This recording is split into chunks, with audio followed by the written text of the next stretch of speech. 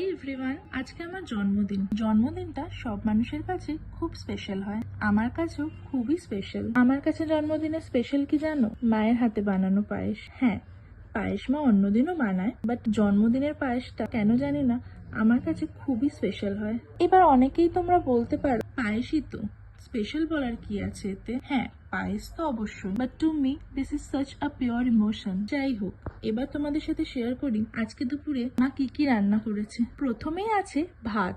হ্যাঁ, ভাত তো অবশ্যই থাকবে, আর এর সাথে আছে 5 রকমের ভাজা, যেখানে আলু ভাজা, কপি ভাজা, মসুর ডালের বড়া ভাজা, পাঁপড় ভাজা আর পমফ্রেট মাছের ফ্রাই। এছাড়া আছে অরড় ডাল, লোটে মাছ, পমফ্রেট মাছের তন্দুরি ফ্রাই, যেটা তোমাদের বললামই, আর আছে চিকেন কষা আর মিষ্টি। তো এই হচ্ছে আজকে আমার বার্থডে স্পেশাল লাঞ্চ। পুরোটাই মা নিজের হাতে বানিয়েছে, আর এক্স্যাক্টলি সেগুলোই মা বানিয়েছে যেগুলো খেতে আমি ভালোবাসি।